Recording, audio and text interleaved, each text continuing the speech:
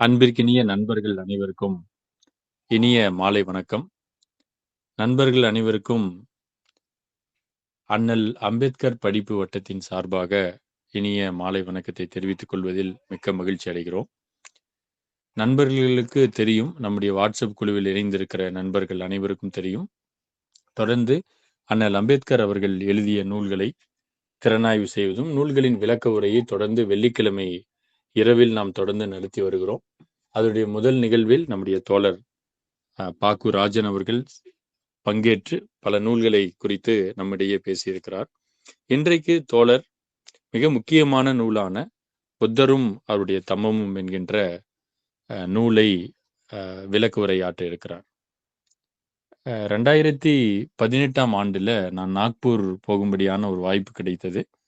அப்பொழுது அண்ணல் அம்பேத்கர் அவர்கள் கிட்டத்தட்ட 3 லட்சத்துக்கும் மேலான மக்களோடு போய் அவர் புத்த மதத்தை தழுவிய அந்த தீக்ஷா பூமி அந்த இடத்தை பார்க்கும்படியான ஒரு வாய்ப்பு கிடைத்தது. அந்த இடத்தில் நான் அங்க இருக்கக்கூடிய அந்த நூல் நிலையத்தில் புத்தரும் அவருடைய தம்மமும் என்கின்ற ஆங்கில நூலை வாங்கும்படியான வாய்ப்பு என்பது கிடைத்தது. அந்த நூலை தற்பொழுது நம்முடைய தோழர் அவர்கள் விளக்குரை அவர் மூலமாக கேட்பது தமிழில் அனைவருக்கும் தெரியும். நம்முடைய பெரியார் தாசன் அவர்கள் முதல்ல கொண்டு வந்தாரு. இப்பொழுதும் கூட குறைந்த விலையில நம்முடைய சென்னையில் இயங்கிக் கொண்டிருக்கக்கூடிய புத்தக சேமிப்பை நடத்தி கொண்டிருக்கக்கூடிய சீர் வாசகர் வட்டம் அவர்கள் குறைந்த விலையில கடந்த ஆண்டில் இந்த நூலை போட்டார்கள். தோழர் பாக்குராஜன் அவர்கள் தொடர்ந்து மார்க்சியம் சார்ந்து, அம்பேத்கரியம் சார்ந்து, இயற்கை, சுற்றுச்சூழல், அறிவியல், தொழில்நுட்பம் போன்ற பல்வேறு துறைகளில் மிக பாண்டித்துவம் பெற்றவர். அப்படிப்பட்ட துறைகளை குறித்து தொடர்ந்து பேசி வருகிறவர். நானெல்லாம் ஒரு காலத்தில் இயற்கை இந்த விவசாயத்தின் மேலே மிகுந்த ஆர்வம் கொண்டு இயற்கை விவசாயம் என்று அதை மிக அதிகமான அடர்த்தியாக நம்பிக்கொண்டிருந்த காலத்தில் ஒரு நம்பும்படியான நபர் அவர்கள் விவசாயம் என்று ஒன்று இருந்தாலே அதில் என்ன செயற்கை இயற்கை என்று இருக்கிறது என்பதை குறித்து அவர் மிக நீண்ட ஒரு உரையை ஒரு சயின்ஸ் ஃபோரம் நிகழ்வில் எங்களுக்கு அவர் சொல்லி காட்டினார். காரணம் என்னன்னா, அவர் ஏற்கனவே பெட்ரோலிய துறையிலும் வேலை செய்திருக்கிறார். அவர் அந்த கூட்டத்தில் சொன்ன பிறகுதான் எனக்கு தெரியும், பெரும்பாலான இன்றைக்கு நம்ம உபயோகப்படுத்தக்கூடிய உரங்கள் எல்லாமே பெட்ரோலிய கழிவுகள்ல இருந்து தயாரிக்கப்படுகிறது என்று. அப்படி பல துறைகளில அவர் மூலமாக எங்களுக்கு மிகப்பெரிய வெளிச்சம் என்பது வந்தது.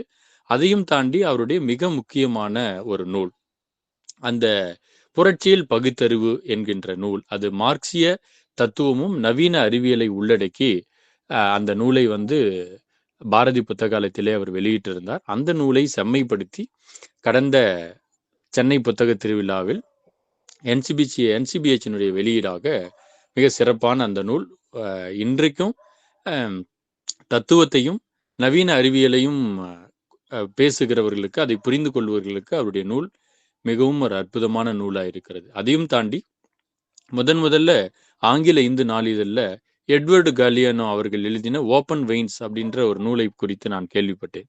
இந்த நூல் கடுமையான புரிந்து கொள்வதற்கு கடுமையாக இருக்கிறது, தமிழில் இருந்தால் பரவாயில்லை என்று யோசித்த பொழுதுதான் தோழர் PK ராஜன் அவர்கள் இந்த ஓப்பன் வெயின்ஸ் என்கின்ற நூலை தமிழிலே மொழிபெயர்த்து வெட்டுண்ட இரத்த நாளங்கள் என்கின்ற அந்த நூலாக அவர் மொழிபெயர்த்து தந்தார். அதை தாண்டி மிக முக்கியமான ஒரு நூல், அவர் மதுரையில இருந்த ஒரு வளாகமும் சில தோழர்களும் என்று சொல்லி அன்றைக்கு இருந்த மாணவர்கள் சங்கத்தை குறித்த ஒரு நூலும், முதல் கிளை என்கின்ற ஒரு நூல் எனக்கு மிகவும் பிடித்த அந்த நூல். அதே மாதிரி மரபணு சாதியமும் மரபணுவும் என்கின்ற டிடி கோசாம்பி அவர்களுடைய அந்த குறிப்பேடுகளை வைத்து ஒரு அற்புதமான இன்றைக்கு புரிந்து கொள்ளக்கூடிய ஒரு அறிவியல் சார்ந்த நூலை அவர் எழுதியிருக்கிறார். அவரை குறித்து சொல்ல வேண்டும் என்று சொன்னால் தொடர்ந்து நாம் சொல்லிக்கொண்டே இருக்கலாம். அப்படிப்பட்ட ஆற்றல் நிறைந்த, தொடர்ந்து அவர் மூலமாகத்தான் நாங்கள் தருமபுரியில 2019ஆம் ஆண்டில் தொடங்கி இன்றைக்கு 2024 அவர் எங்களுக்கு ஆசிரியராக இருந்து மூலதன நூலை எப்படி வாசிப்பது, மாமேதை காரல் மார்க்ஸ் அவர்கள் எழுதிய மூலதனத்தினுடைய 3 வால்யூம்களையும் நாங்கள் 3வது வால்யத்தை இப்ப தருமபுரியில் படித்து வருகிறோம். சென்னையில ஆங்கிலத்திலும் தமிழிலும் பல்வேறு குழுக்களுக்கு அவர் வழிகாட்டி தொடர்ந்து யங்ஸ்டர்ஸை வாசிக்கக்கூடிய மாணவர்களாக அவர் மாற்றியிருக்கிறார் என்பதை இந்த இடத்துல நான் குறிப்பிட விரும்புகிறேன். இன்றைக்கு தோழர் அவர்கள் தமிழ்நாடு அறிவியல் இயக்கத்தில் தொடர்ந்து செயல்பட்டு கொண்டு வருகிறார்.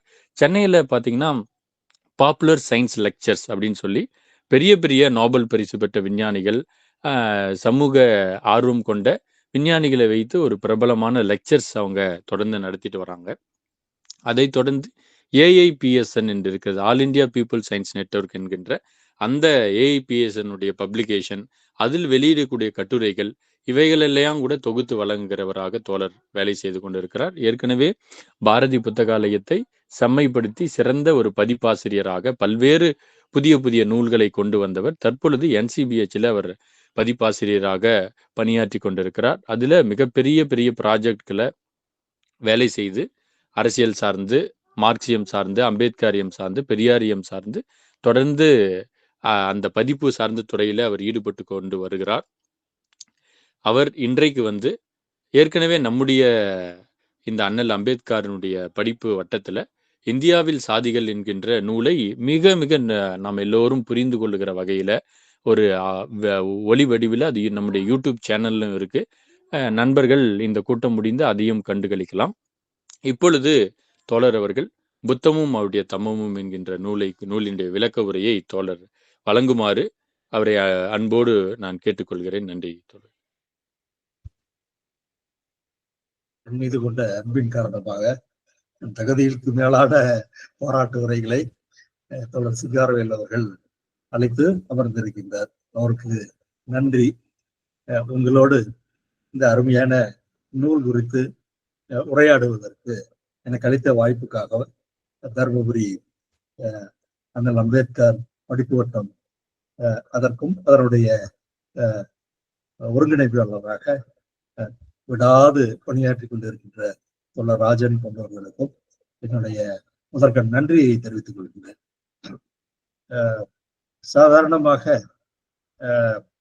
இடதுசாரிகள் அல்லது பகுத்தறிவாளர்கள், புரட்சியாளர்கள், இவர்கள் எல்லாம் எந்த ஒரு மதத்தின் மீதும் பற்று இருப்பவர்களாக இருக்க இயலாது. ஒரு சில விதிவிலக்குகள் இருக்கலாம் என்று வைத்துக் கொள்ளுங்கள். இப்போது லத்தீன் அமெரிக்காவில் கத்தோலிக்க திருச்சபையின் பாதிரியார்களாக இருப்பவர்களும் கூட இடதுசாரி ஆர்வலர்களாக, இடதுசாரி செயல்பாட்டாளர்களாக செயல்பட்டு கொண்டிருக்கின்றார்கள்.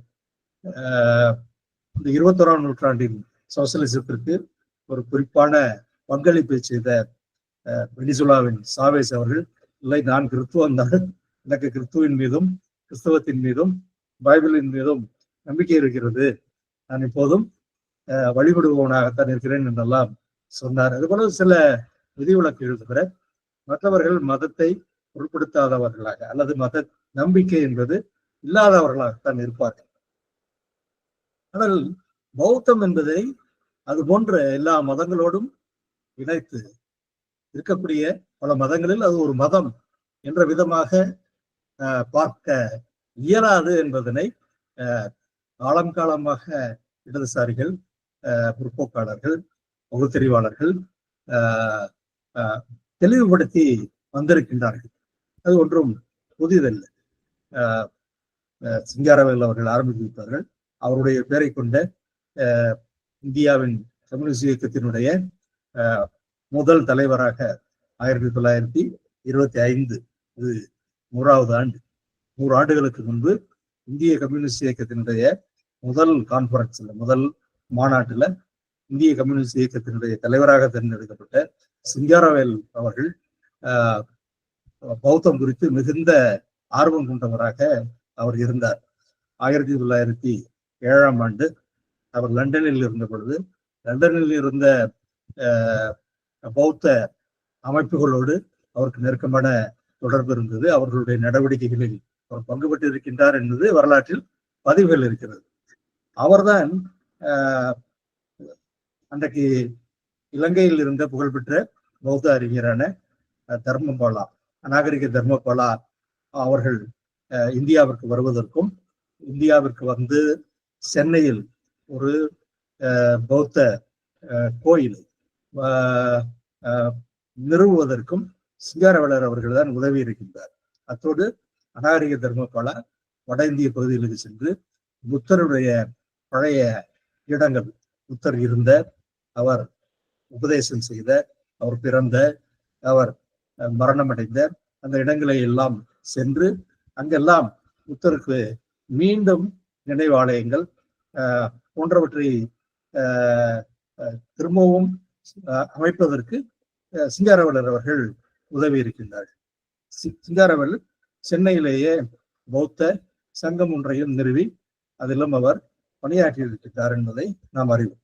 தந்தை பெரியார் அவர்களும் பௌத்தத்தின் மீதும் புத்தரின் மீதும் மிகுந்த மரியாதை கொண்டவராகத்தான் அவர் இருந்தார்.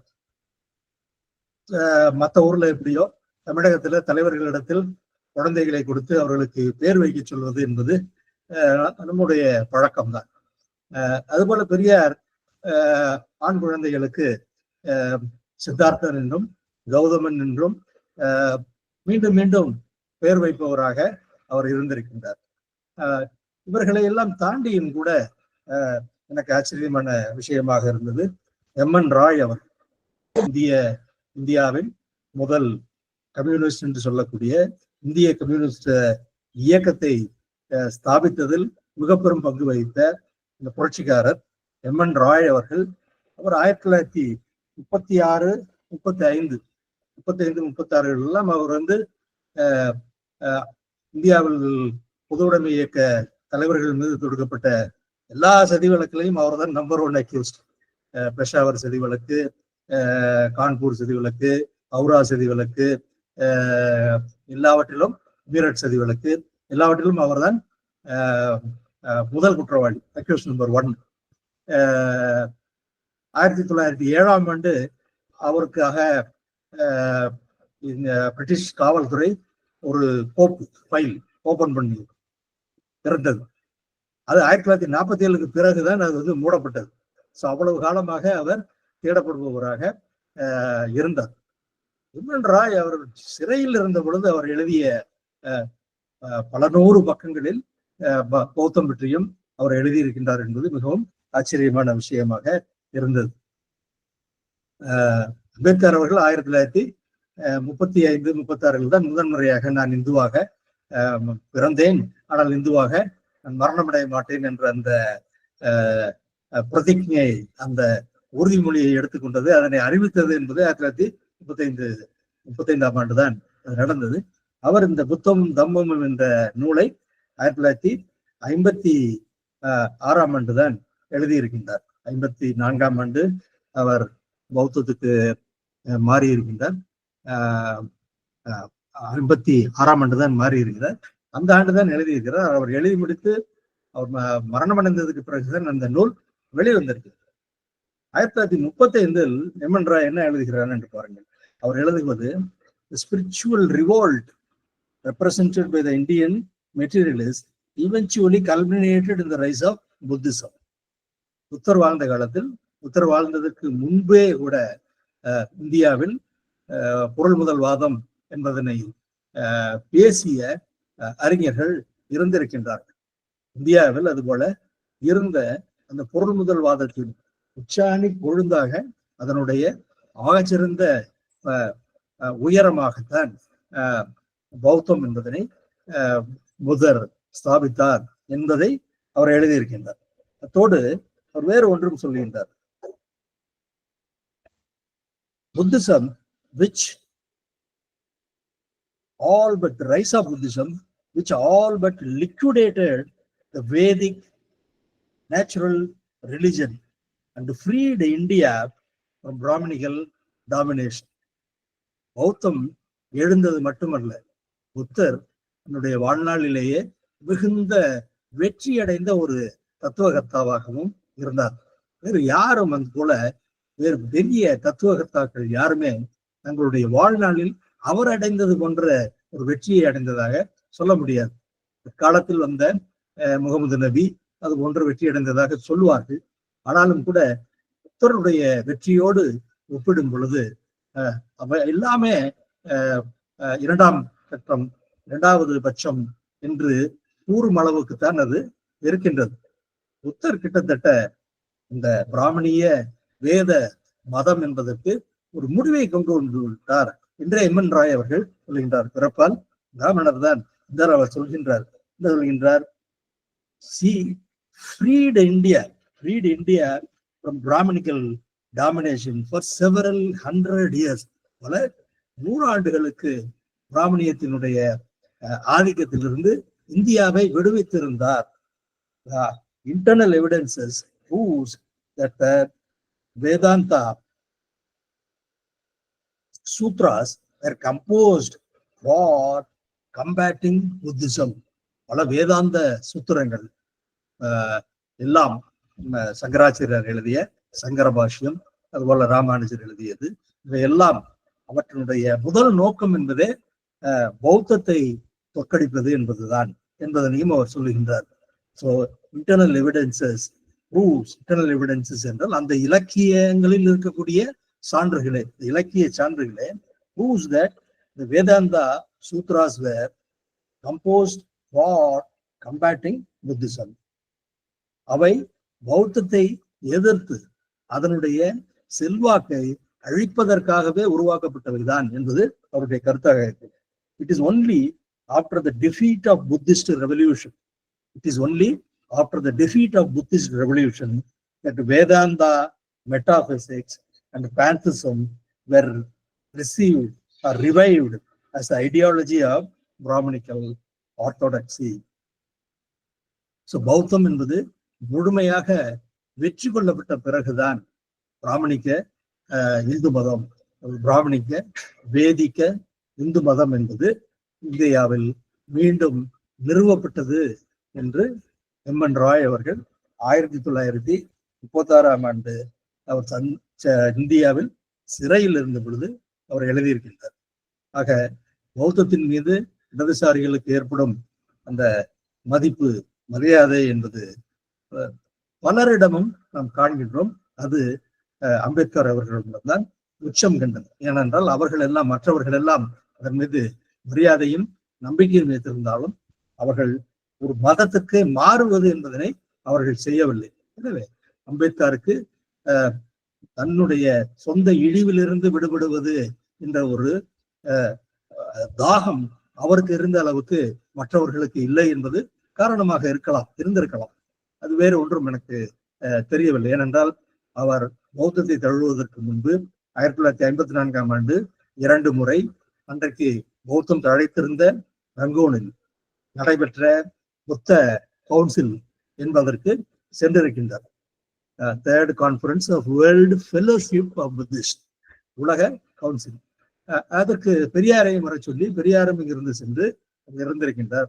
அவர் நான் பௌத்தத்துக்கு மதம் மாறப்போகிறேன் என்பதை பெரியாரிடம் சொல்லி நீங்களும் வாருங்கள் என்று சொல்லிய போது பெரியார் அதனை ஏற்றுக்கொள்ளவில்லை. நீங்க போங்க, நான் இங்கே இந்து மதத்துல இருந்தாதான் இந்து மதத்தினுடைய கோளாறுகளை பற்றி மனத்தடை இல்லாமல் நான் பேச முடியும், வேற ஒன்றும் காரணம் இல்லை, அது மோசம் அதெல்லாம் ஒன்றும் சொல்லல, இங்க இருந்தாதான் நான் இதை திட்ட வேலையை இன்னும் தொடர்ந்து செய்ய முடியும் என்று அவர் அதனை மறுத்ததாக அவர் சொல்வார். இது எல்லாவற்றுக்கும் மேலாக எனக்கு ஒரு மிகப்பெரிய ஆச்சரியம் என்றால், மார்க்சுக்கு பௌத்தத்தின் மீது இருந்த மதிப்பும் மரியாதைகள் பெருமளவுக்கு இங்கு கூறப்பட்டதில்லை என்பது எனக்கு மிகுந்த ஆச்சரியத்தை அளிப்பதாக இருக்கிறது. மார்க்சுக்கு ஒரு வாழ்நாள் முழுவதும் ஒரு மிக நெருங்கிய நண்பர், அவரும் ஒரு பேராசிரியர். மார்க்ஸ் படிக்கும் பொழுது அந்த பல்கலைக்கழகத்தில் படித்து பிறகு அந்த பல்கலைக்கழகத்திலே பேராசிரியராக இருந்தவர். அவருடைய பேர் கால் கோப்பன். இந்த கால் கோப்பன் என்பவர் தான் பெர்லின் பல்கலைக்கழகத்தில் பேராசிரியராக இருந்தவர். அவர்தான் ஐரோப்பாவுக்கு பௌத்தத்தை முதலில் அறிவுபூர்வமாக ஆழமான முறையில் அறிமுகம் செய்தவர். நீண்ட காலத்திற்கு பிறகு என்றால் பௌத்தம் கிரேக்கர்கள் காலத்திலேயே கிரேக்கத்துக்கெல்லாம் சென்றது என்று ஒரு வரலாறு இருக்கிறது. நவீன காலத்தில் பௌத்தத்தை ஒரு நவீன ஐரோப்பிய மொழியில் ஐரோப்பியர்களுக்கு எளிதில் சென்று சேரக்கூடிய வகையில் அவர்களிடத்தில் கொண்டு சேர்த்தது என்பது இந்த கால் கோப்பன் அவர்கள்தான். அவர் ஒரு 2 பெரிய வால்யூம்கள் அடங்கிய ஒரு நூலையும் எழுதியிருக்கின்றார். அந்த நூல் The Religion of the Buddha and its Origins என்ற அந்த நூல் மார்க்சுக்கு 1861ஆம் ஆண்டு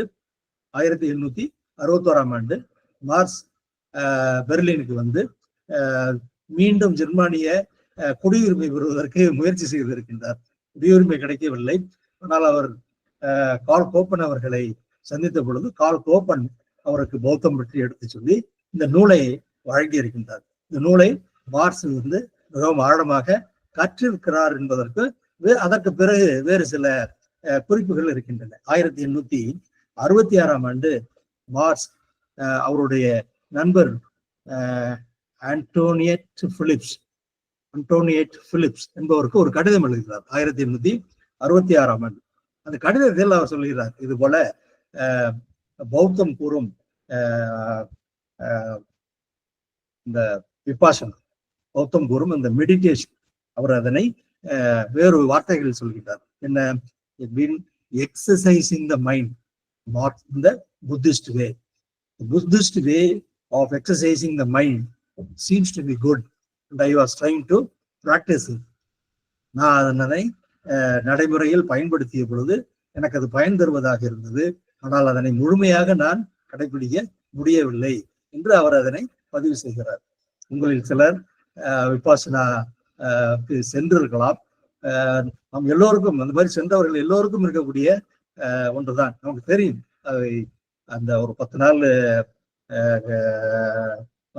நடத்துறாங்க. தமிழ்நாட்டுல நிறைய இடங்கள்ல இருக்குது.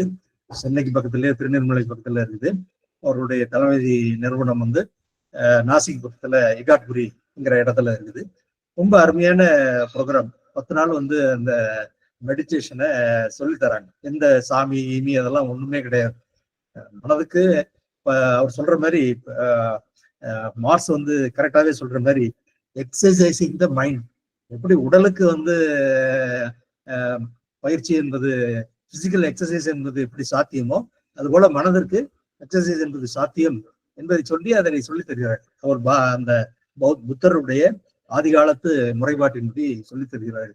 என்ன தொடர்ந்து ஃபாலோ பண்றது, பிராக்டிஸ் பண்றதுக்கு அதுக்கு நேரம் ஒதுக்கி செய்வது என்பது சிரமமாக வரும். அதே சிரமத்தை அவர் மார்க்ஸுமே அவர் எதிர்கொண்டிருக்கின்றார். அதனால் பயன் இருப்பதாக எனக்கு தெரிகிறது, ஆனால் நான் அதனை தொடர முடியவில்லை என்று அவர் எழுதியிருக்கின்றார். இடதுசாரிகள் எல்லோருக்கும் அதுபோல ஒரு நல்ல நம்பிக்கையை தருவதாகவும் அதன் மீது ஒரு நன்மதிப்பை தருவதாகவும் இருந்த அந்த பௌத்தம் அம்பேத்கரை ஆகர்ஷித்ததில், அம்பேத்கரிடத்திலும் அது மிகுந்த செல்வாக்கு செலுத்தியதில் ஒன்றும் வியப்பேதும். அவர் அந்த மதத்திற்கு மாறிவிட்டார் 1956ஆம் ஆண்டு. ஆனால் ஓராண்டில் அவர் இறந்து விட்டார். முன்னரே சொல்லியது போல 1935ஆம் ஆண்டே அவர் சொல்லிட்டார், நான் இந்துவாக பிறந்தேன், இந்துவாக நான் மரணமடைய மாட்டேன் என்பதனை தெளிவாகவே சொல்லிவிட்டார். வேறு சில மதங்களையும் அவர் பரிசீலித்ததாக தெரியுது. குறிப்பாக சீக்கிய மதத்திற்கு செல்வதற்கு அவர் முயற்சி செய்தார். அங்கிருந்து பஞ்சாபுக்கு சென்று அங்கிருந்த தலைவர்களோடு, சீக்கிய மதத்தில் இருந்த தலித்து தலைவர்களோட எல்லாம் பேசிய பொழுது அதெல்லாம் இங்க ஒன்றும், அது நீங்க நினைப்பது போல ஏட்டுல இருக்குது, இந்த ஜாதியும் இல்லைங்கிறது.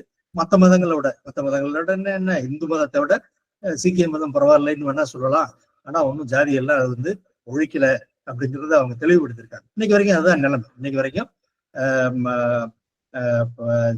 மற்ற இடங்கள்ல இந்து மதத்துல இருக்கிற அளவுக்கு மோசமா சாதியம் என்பது நிச்சயமாக சீக்கிய மதத்தில் இல்லை. ஆனா சீக்கிய மதம் ஜாதியை பூரணமாக ஒழித்து விட்டது என்பதெல்லாம் சொல்ல முடியாது. அங்கேயும் ஜாதியோட தான் இருக்காங்க. மன்மோகன் சிங், கத்ரி, அது போல ஒவ்வொரு அவங்க என்ன ஜாதி என்பதை சொல்லக்கூடியவர்களாக தான் இருக்காங்க. ஜாதி எல்லாம் ஒன்றும் முழுசா ஒழிக்கல இன்னைக்கு வரைக்கும். அதான் அன்றைக்கும் அவர்கள் சொன்னார்கள். அதனால அதனை ஏற்றுக்கொண்டார். அவர் அந்த பௌத்தத்தை பரிசீலித்த பொழுது பௌத்தம் அவருடைய இந்த ஜாதிய மறுப்பு கொள்கைகளுக்கும் பகுத்தறிவு பூர்வமான சிந்தனை என்பதற்கும் பகுத்தறிவு பூர்வமான வாழ்க்கை முறை என்பதற்கும் ஏற்றதாக இருந்ததனால் அதனை அவர் அந்த மதத்திற்கு அவர் தன்னை மாற்றிக்கொண்டார். அவர் எழுதிய அந்த அருமையான புத்தகத்தில் ஒரு சில பகுதிகளை நாம் இன்றைக்கு பார்ப்போம். அவர் அந்த நூலினுடைய முன்னுரையிலேயே சில முக்கியமான செய்திகளை தந்திருக்கின்றார். நாம் அதனையும் பார்ப்பது என்பது மிகவும் முக்கியம். குறிப்பாக பௌத்தர் மதம் தோன்றி வளர்ந்த இந்த வரலாறு என்பதை ஒரு சிறு அளவுக்கு அவர் எழுதியிருக்கின்றார். உங்களுக்கு தெரிந்திருக்கும், அதை நான் அதிகம் விளக்க வேண்டியதில்லை. புத்தர் கிறிஸ்துவுக்கு முன்பு பிசி 588 ஆண்டு, கிமு 588 ஆண்டு வைகாசி பூரண நிலவு அன்று, வைகாசி பௌர்ணமி என்று அவர் பிறந்தார் என்பதும், அவர் 80 ஆண்டுகளுக்கு மேல் உயிர் வாழ்ந்து கிமு 483 ஆண்டு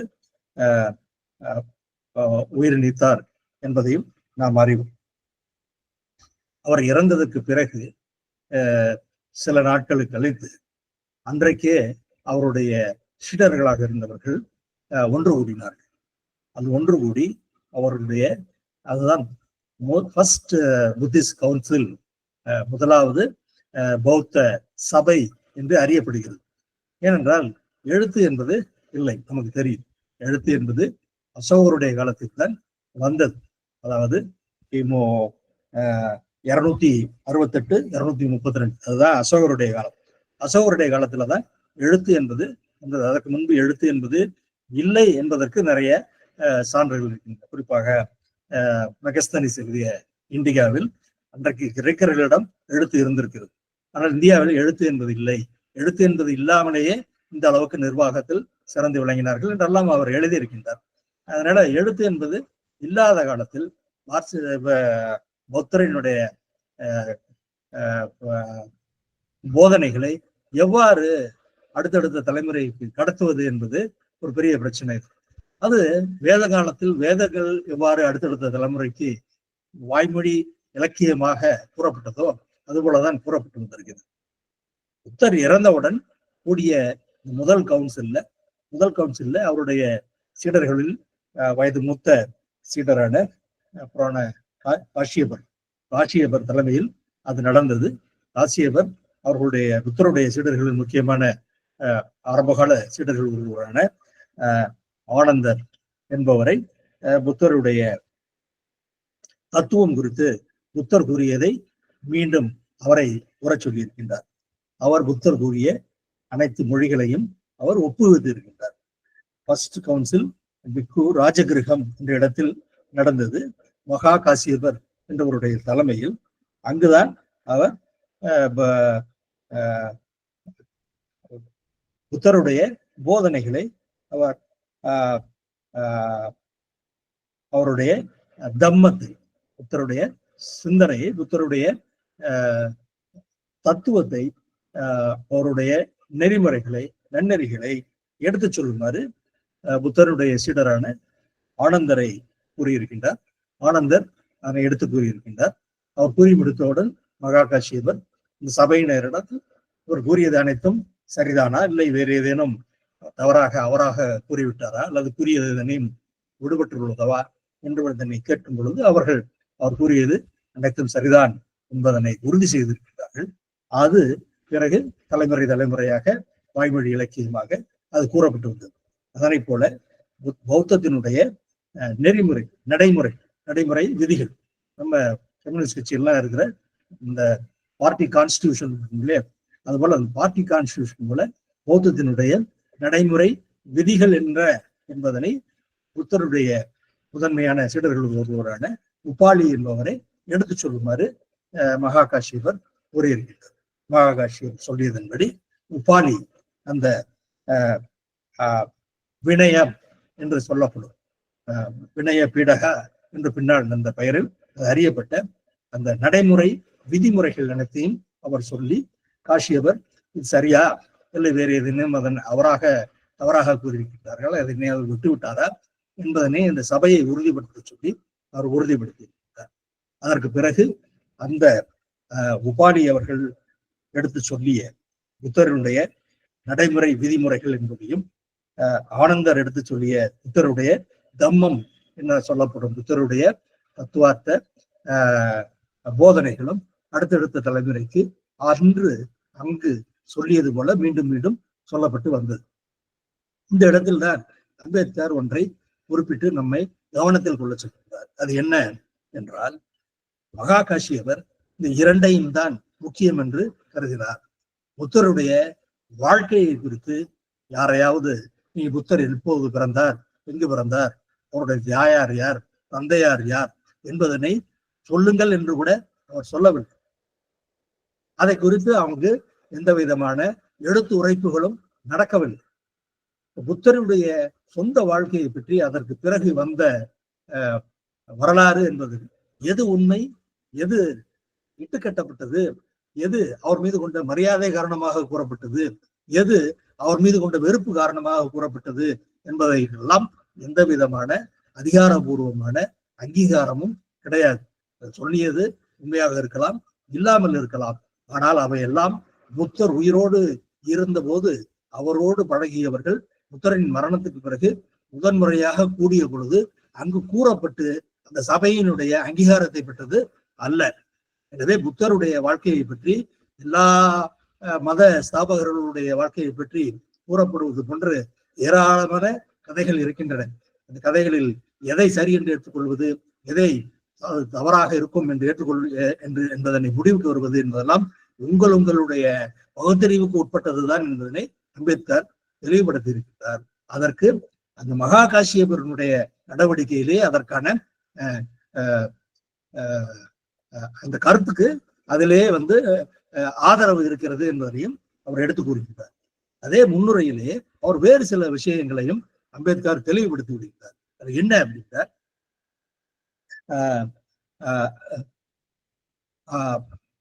புத்தருடைய போதனைகளில் சில எனக்கு, அதாவது அவருக்கு அம்பேத்கருக்கு அது சந்தேகம் தரக்கூடியதாக இருக்கிறது என்பதனையும் அவர் எடுத்துரைக்கிறார். அது என்ன? உதாரணமாக 2-3 பிரச்சனைகள் சொல்லியிருக்கிறார். முதல் பிரச்சனை ஃபர்ஸ்ட் அந்த அந்த லைஃப் ஹிஸ்டரி ஆஃப் புத்தர். Second problem the 4 Aryan truth என்றே அதை சொல்லுகின்றார். என்ன? பிறப்பு என்பது துயரம், வாழ்வு என்பது துயரம், மரணம் என்பது துயரம், மறுபிறப்பு என்பதும் துயரம் என்று பௌத்தம் கூறுவதாக பின்னாளில் வந்திருக்கிறது. இது ஒரு ஆரிய கருத்து. இது பௌத்தத்துக்கும் இதற்கும் இன்னும் சம்பந்தம் இல்லை என்று அம்பேத்கர் அவர்கள் கருதுகின்றார். அதுக்கு பின்னாடி வருவோம் எப்படி அப்படி இது மாதிரி ஆச்சு. ஸோ இது போன்று ஒரு பிரச்சனை இருக்கிறது என்பதனை நாம் கவனத்தில் கொள்ள வேண்டும் என்பதனை முன்னுரையிலேயே அம்பேத்கர் அவர்கள் தெளிவுபடுத்துகின்றார். மூன்றாவதாக ஒரு problem, third problem is related to soul, karma and rebirth. இது இன்று வரையில் பௌத்தத்தை பற்றி பேசுபவர்கள் மீண்டும் மீண்டும் சொல்லி கேள்வி கேட்பதாக தான் இருக்குது. அது என்ன ரீபர்த்? அதற்கும் அப்புறம் மற்ற மதங்களுக்கு என்ன வேறுபாடு இருக்குது? இன்னைக்கு இருப்போம், நாளைக்கு திரும்ப பிறப்போம், இந்த பிறவியில நம்ம படுற கஷ்டங்களுக்கெல்லாம் போன பிறவியில நம்ம பண்ண பாவங்களோட தான் காரணம் அப்படின்னா, அப்போ ஒரு மனுஷனுடைய கஷ்டத்தையும் நீக்குவதற்கு ஒருத்தரும் உதவி கூட பண்ணக்கூடாது இல்லையா? அது ஆண்டவன் பார்த்து அளித்த பலன். இவன் போன பிறவியில செஞ்ச பாவத்துக்கு இந்த பிறவியில அவனுக்கு கொடுக்கப்பட்டிருக்கின்ற, ஆண்டவன் கொடுத்திருக்கின்ற தண்டனை என்பது போல அல்லவா ஆகிவிடும். ஆனா பௌத்தம் மறுபிறப்பு பற்றி பேசுதே, ரீபெர்த் என்பது பேசுகிறதே என்ற கேள்வி பலருக்கும் வரக்கூடியதுதான். அவருக்கும் வந்திருக்கும் என்று நினைத்து அவர் அதனையும் எழுதுகின்றார். என்ன சொல்கிறார்? தேர்ட் ப்ராப்ளம் ரிலேட்ஸ் சோல் என்பதற்கு இடம் எதுவும் இருப்பதாக ஆரம்பகால பௌத்தருடைய போதனைகளில் இல்லை. அதுக்கு பின்னாடி அது வந்திருக்குது. கர்மா என்பதற்கும் எந்தவித ரோலும் இருப்பதாக முதலில் பௌத்தத்துல இல்ல, பிற்காலத்துல அதெல்லாம் சேர்ந்திருக்குது. இதெல்லாம் பிரச்சனை, ரீபர்த் என்பது பிரச்சனை என்பதையும் அவர் தெளிவுபடுத்தி விடுகின்றார். ஆனால் ரீபர்த் என்பது பேசப்படுகிறது.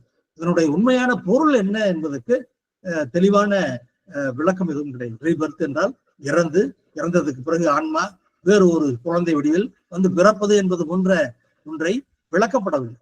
ஆனால் ரீபர்த் என்பது இருக்கிறது. அது உண்மையிலேயே இவர்கள் எல்லாம் சாதாரணமாக அந்த பதத்துக்கு இருக்கக்கூடிய அர்த்தத்தில் சூறப்பட்டதா, அல்லது இந்த வாழ்க்கையில் நம்முடைய டெவலப்மெண்ட், ஒரு பௌத்தத்தை பின்பற்றும் ஒருவர் பல்வேறு கட்டங்களில் அடையக்கூடிய ஏறி செல்லக்கூடிய படிநிலை என்பதனை குறிப்பதா என்பதனை தெரியவில்லை. ஆனால் அவர் அது பிரச்சனை என்பதனை அவர் அடையாளப்படுத்தி விடுகிறார். நான்காவதாக இருப்பது புத்த பிக்குகள் என்பவர்களுக்கு சில வாழ்க்கை முறைகளை கூறுகின்றார்கள் இருக்கிறது. அது எந்த அளவுக்கு பௌத்தத்தின் ஆரம்பத்தில் புத்தர் கூறியது அல்லது எவையெல்லாம் ஒரு பிக்குவாக வாழ்வதற்கு உண்டான நெறிமுறைகள் என்று இன்று இருப்பதில் எது புத்தர் கூறியது, எது மற்றவர்கள் பின்னால் சேர்த்தது என்பது ஒரு பிரச்சனை என்பதையும் அவர் தெளிவுபடுத்திவிட்டார். இதனை எல்லாம் தெளிவுபடுத்திவிட்டு அவர் ஒன்றை சொல்கின்றார். என்ன? இவை எல்லாம் அந்த காலகட்டத்தில் எவ்வாறு இருந்தனவோ அவ்வாறு அதனை நான் உங்களிடத்தில் எடுத்து வைக்கின்றேன். ஒரு ஆழமான விவாதத்திற்கும் அதன் அடிப்படையிலான முடிவுக்கும் வருவதற்காக இதனை நான் எடுத்து வைக்கின்றேன் என்றுதான் அவர் சொல்கின்றார். சிலர் சொல்லுவது போல பௌத்தம் என்று வரும் பொழுது அம்பேத்கர் கண்ணை மூடி கொள்கிறார். பௌத்தத்தில் இருக்கும் பௌத்தறிவுக்கு எதிரான விஷயங்களை எல்லாம் அவர் நியாயப்படுத்துகின்றார் என்பது போன்ற சில பேச்சுகள் அவ்வப்போது ஆதி காலத்திலிருந்து எழக்கூடியவை தான். ஆனால் அது எல்லாம் மற்றவர்களுக்கு எப்படியோ அம்பேத்கருக்கு அவை ஏற்புடையதாக இருந்ததில்லை. அன்றைய காலகட்டத்தில் பௌத்தம் குறித்து இருந்த கருத்துக்களை நான் எடுத்து வைக்கின்றேன். அதில் எது உண்மையிலேயே புத்தர் கூறியது, எது பிற்காலத்தில் சேர்க்கப்பட்டது என்பதனை நாம் விவாதித்த முடிவுக்கு வர வேண்டும் என்பதனை அவர் உங்களிடத்தில் உங்களுடைய பகுத்தறிவுக்கு அதனை விட்டுவிடுகின்றார் என்றுதான் அந்த முன்னுரையை படிக்கும் பொழுது எனக்கு தோன்றுகிறது. நீங்கள் அந்த நூலை கட்டாயமாக படிக்க வேண்டும். புத்தர் இறந்ததுக்கு பிறகு நடந்த முதல் கவுன்சில் சொன்னாங்க இல்லையா, அதுக்கப்புறம் ஒரு 100 வருஷம் கழிச்சு பிசி 383ஆம் ஆண்டு 2வது கிமு 383வது ஆண்டு ஒரு 2வது கவுன்சில் நடந்திருக்கிறது. இந்த 2வது கவுன்சிலேயே ஒரு சிறிய பிளவு என்பது ஏற்பட்டு விட்டது. மகாயானம் ஹீனயானம் என்று இப்போது நாம் சொல்லப்படுகின்ற அந்த 2க்குமான பிரிவு என்பது ஏற்பட்டு விட்டது. முதலில் அது நடைமுறையில் என்ன செய்வது, எப்படி செய்வது, நாமம் போடுறாங்க இல்லையா, யூவா ஒய்யா காஞ்சிபுரத்துல யானைக்கு மனுஷனுக்கு கூட இல்லை, யானைக்கு எந்த நாமம் போடுறது என்பதுல தகராறு வந்து அடிச்சுக்கிட்டு மோதிக்கிட்டு இன்னைக்கு வரைக்கும் இருக்காங்க. ஸோ அந்த காலகட்டத்தில் அது போல ஒரு கருத்து வேறுபாடு வருவதற்கு ஒன்றும் ஆச்சரியம்லாம் இல்லை. முதல்ல பிராக்டிஸ்ல என்ன, நடைமுறையில என்ன வேறுபாடு, எதனை பின்பற்றுவது என்பது குறித்ததாக வந்து அதன் பிறகு அது இந்த தத்துவங்களை விளக்குவது, தத்துவங்களுக்கு வியாக்கியானம் செய்வது என்பது வரை அது நடந்து விட்டது. பிளவு என்பது அப்போதுதான் ஏற்பட்டது என்பதனையும் அம்பேத்கர் அவர்கள் குறிப்பிடுகின்றார். ஏனென்றால் அந்த காலகட்டத்தில் இருந்தே பௌத்தத்தில் வேறு வேறு தத்துவங்களுடைய தாக்கம் காரணமாக பௌத்தம் ஒரு பகுதி அது சீர்குலைய ஆரம்பித்தது என்பதனை அவர் நிறுவியிருக்கின்றார். அவர் சொல்லும் அதே இந்த கருத்து ஏனைய பௌத்தம் குறித்து ஆய்வு செய்த மார்க்சிய அறிஞர்களான டிடி கோசாம்பியின் தந்தையாரான தர்மானந்த கோசாம்பி, பிறகு டிபி சட்டோபாத்தியாயா போன்றவர்கள் எழுதியதிலும் அது வந்து இருக்குது, நிறைய இருக்கு. இதுல டிபி சட்டோபாத்தியாயா எந்த காலகட்டத்தில் யாருடைய கருத்து காரணமாக இது போன்ற இந்த டீவியேஷன், இது போன்ற பிறழ்கள் ஏற்பட்டது என்பதனை அவர் தன்னுடைய ஆழமான இந்து மத பௌத்த இலக்கியங்களுடைய வாசிப்பின் மூலம் அதனை நிறுவுகின்றார். உதாரணமாக தென்னிந்தியாவிலிருந்து சென்ற நாகார்ஜுனர் என்பவருடைய கருத்துக்களான சூன்யவாதம் என்பதும், அதுபோல பெஷாவரிலிருந்து வந்த அசாங்கா என்பவர்களுடைய விஞ்ஞானவாதம் என்பவையும் இணைந்துதான் மார்க்சிய பௌத்தத்தினுடைய இந்த தடம் உரளலுக்கு காரணம் என்பதனை அவர் நிறுவுகின்றார். அந்த கருத்து அம்பேத்கர் அவர்களுக்கு மட்டுமல்ல, பௌத்தத்தை நுணுகி ஆய்வு செய்த ஏனைய மார்க்சிய அறிஞர்களும் கூறுவதாகத்தான் இருக்கிறது. 3வதான கவுன்சில் என்பது அசோகரது காலத்தில், அதாவது கிமு 262 232 இந்த காலகட்டத்தில் அது மீண்டும் அசோகருடைய முயற்சியின் காரணமாக கூட்டப்பட்டது. அசோகர் அதுபோல இந்த 3வது கவுன்சிலை கூட்டிய பொழுது இது போன்று ஏனைய மதங்களினுடைய தாக்கத்தின் காரணமாக அந்த மதத்தினுடைய கருத்து முதல்வாத, சூன்யவாத, ஆன்மீகவாத கருத்துக்களை பேசிய அந்த பள்ளிகளை அவர் அழைக்கவில்லை. அவர் அழைத்தது முழுவதுமே அந்த முதன்முறை புத்தருடைய போதனைகள் எந்தவித வேற்று மத தாக்கங்களும் இல்லாது கூறிய தேராவாத பள்ளிகளை மட்டும்தான் அவர் அழைத்து அந்த மூன்றாவது பௌத்த கவுன்சில் என்பதனை அவர் நடத்தி இருக்கின்றார். அப்போதும் கூட எழுத்து வடிவம் என்பது பெறப்படவில்லை. நான்காவதான புத்த கவுன்சில் என்பது வெகு காலம் கழித்து கிமு 106ஆம் ஆண்டு இலங்கையில் கூடியிருக்கு. அப்போதுதான் எழுத்து முறை என்பது வழக்கத்துக்கு வந்து விட்டபடியால் அந்த புத்த கவுன்சிலில் தான் இன்றைக்கு பௌத்த பீடகங்களாக கிடைக்கக்கூடிய வினய பீடக, சுத்த பீடக, அபிதம்ம பீடக. அபிதம்ம பீடக என்பது தத்துவார்த்த உள்ளடக்கம். சுத்த பீடக என்பது புத்தரனுடைய டிஸ்கோர்சஸ், புத்தரனுடைய சொற்பொழிவு. வினய பீடக என்பது ரூல்ஸ் ஆஃப் மொனாஸ்டிக் லைஃப், பௌத்த பிக்குகளினுடைய வாழ்க்கை நடைமுறை எவ்வாறு இருக்க வேண்டும் என்பது. இந்த 3 பீடகங்களும் சேர்ந்துதான் திரிபிடகம் என்று அழைக்கப்படுகிறது. அப்போதுதான் அது எழுத்து வடிவம் பெற்றது. அப்போது எழுத்து வடிவம் பெற்ற அந்த பீடகங்களின் இன்றைய வடிவில் அது கிடைக்கின்றது.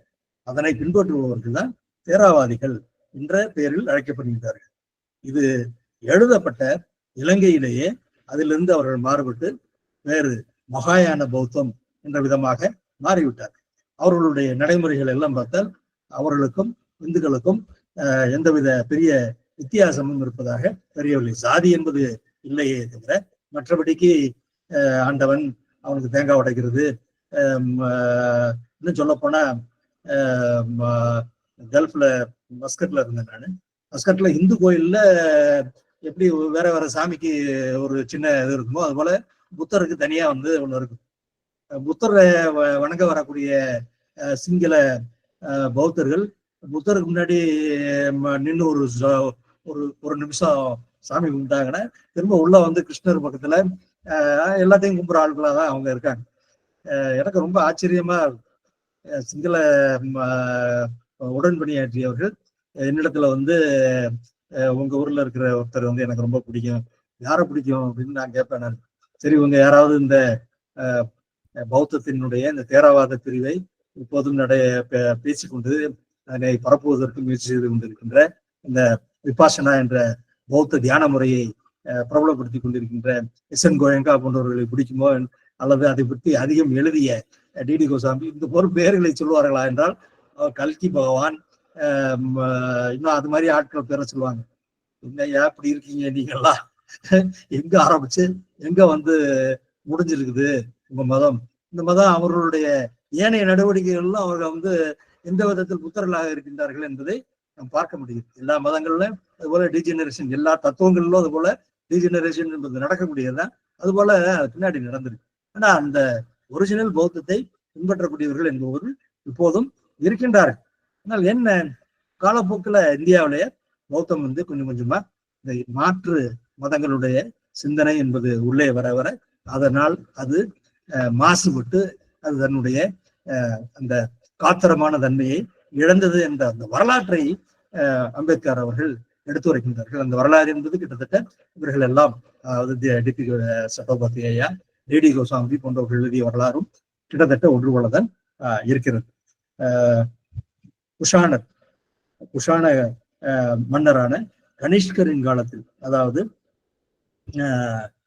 அந்த காலத்துலதான் அது வந்து ஸ்லோவா வந்து அதாவது 3வது நூற்றாண்டு, கிபி 3வது நூற்றாண்டு, அந்த காலகட்டத்தில்தான் பிராப்பணியத்தினுடைய கருத்து முதல்வாத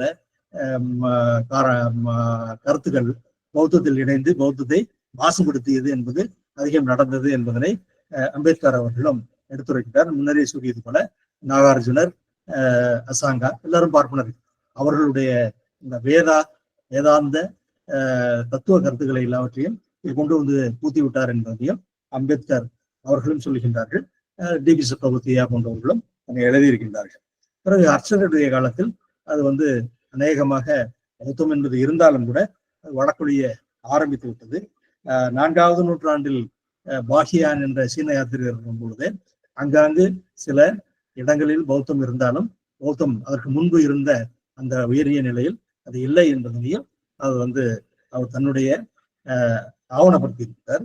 அதற்கு பிறகு 7வது நூற்றாண்டுல வந்த சீன யாத்ரீகரான யுவான் சுவாங் அது இன்னும் மோசமடைந்ததையும், ஏற்கனவே பௌத்த மையங்களாக இருந்தவை இப்போதும் கொஞ்சம் தொடரக்கூடியதாக இருந்தாலும் கூட அது வளர்ச்சி குறைந்து அதனுடைய செல்வாக்கு குறைந்தது என்பதனை அவர்களும் பதிவு செய்திருக்கின்றார்கள் என்பதை அம்பேத்கர் தன்னுடைய முன்னுரையிலேயே எழுதியிருக்கிறார். அது தவிர அவர் இந்த நூலை ஒரு 8-9 பிரிவுகளாக பிரித்திருக்கின்றார். அது என்ன?